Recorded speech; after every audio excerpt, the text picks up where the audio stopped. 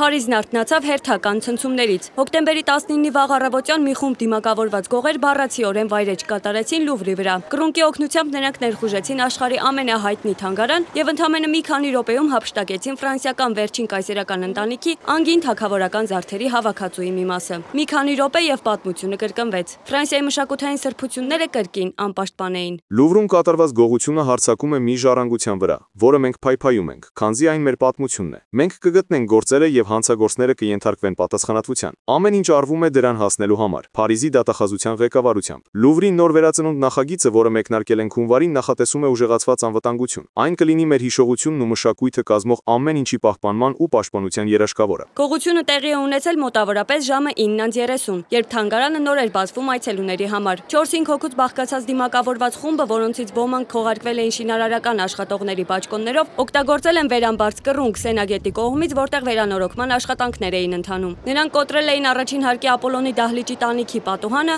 ապա ներթափանցել ցուցասրահ։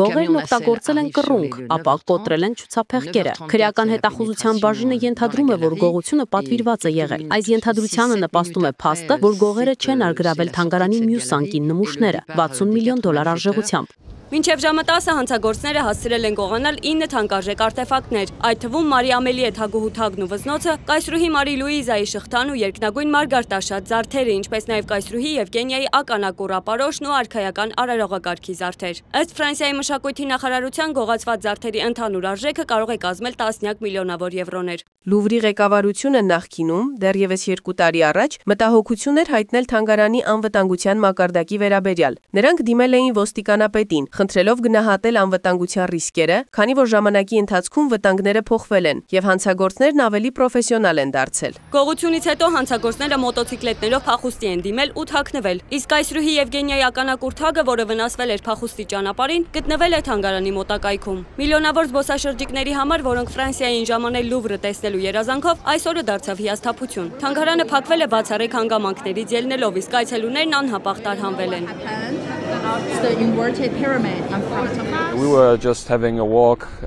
Մենք զբոսնում էինք Փարիզում եւ քույրս լինելով արվեստի սիրահար շտապում էր Լուվր, սակայն երբ հասանք, տեսանք, որ ամեն ինչ փակ է, տարածքը շրջափակված է ոստիկանության շղթայով։ Լրագրողներից իմացանք, որ Լուվրից զարդեր են գողացել, այդ պատճառով չկարողացանք ներս մտնել։ Օ, դա իսկապես մեծ շոկ էր, քանի որ մենք պատրաստվում էինք այցելել Լուվր, բայց մեզ թույլ չտրվեց մուտք գործել։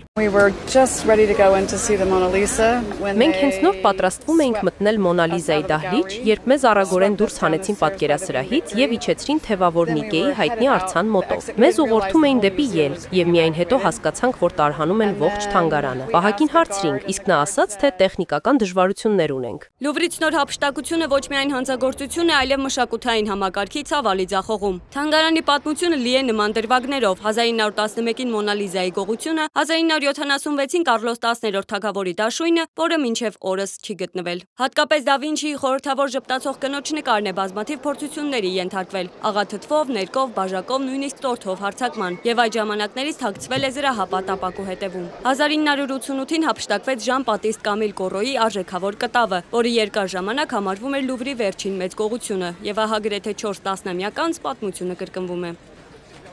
Այս նոր դեպքը հարված է ոչ միայն Ֆրանսիային, այլև ամբողջ քաղաքակիրթ աշխարհին, ահազանգելով, որ եթե Լուվրը կարող է թալանվել, ապա ոչ ոք պաշտպանված չէ։ Մոնիկա Հայրոյան, Reopen Media։